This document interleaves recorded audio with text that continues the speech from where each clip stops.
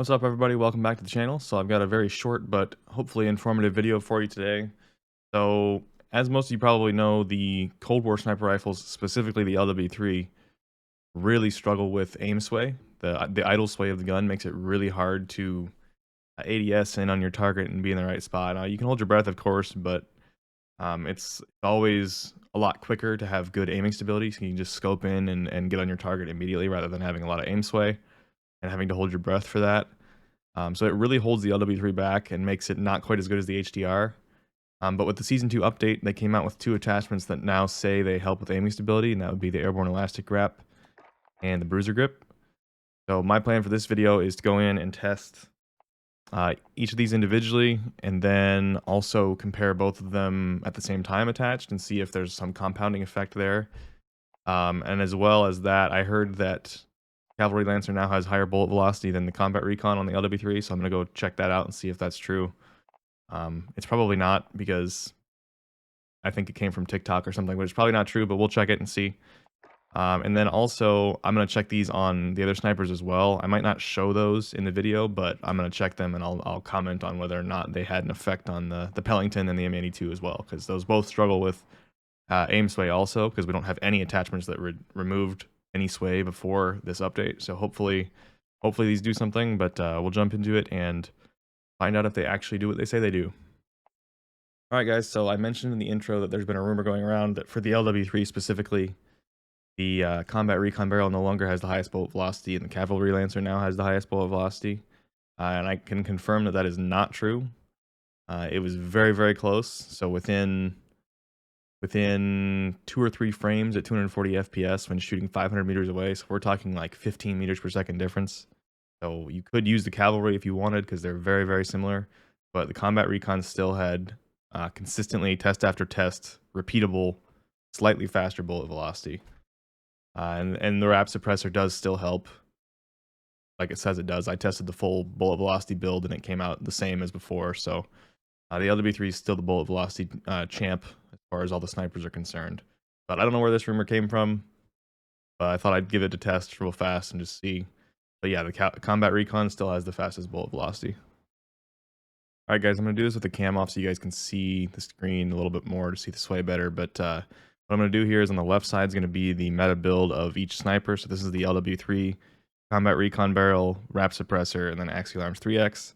And then no other attachments on the left side, and then the right side is going to have one of the aiming stability attachments, or both, depending on which take we're on. So this first one, the left side, like I said, is just a standard build with no aiming stability attachments, and the right side is with the Bruiser Grip. So the Bruiser Grip now says it helps with aiming stability on sniper rifles, but we'll see here in this clip, it really doesn't help at all. It doesn't change the period of the sway. It doesn't change the magnitude. It's exactly the same. So currently the Bruiser Grip is doing absolutely nothing for aim sway, even though it says it is. Alright, this is the same thing again. So the left side is going to be no attachments, just the meta build with no aiming stability attachments, and the right side this time has the Airborne Elastic Wrap. So again, same story here. The two are identical. There's no change in magnitude. There's no change in the period, like how fast it's moving. They're exactly the same. So the Airborne Elastic Wrap is also doing nothing. And then just to compare for sure, I wanted to do both the Bruiser Grip and the Airborne Elastic Wrap at the same time to see if you could get some compounding effect that made it more noticeable. But you can see that's what this is now. So on the right side, we have Airborne Elastic and Bruiser Grip, and the left side is neither one of those. So yeah, neither one of them are doing anything right now. They both are just labeled that they're helping, but are not helping. Hopefully they update this soon. It'll make the snipers a lot more viable.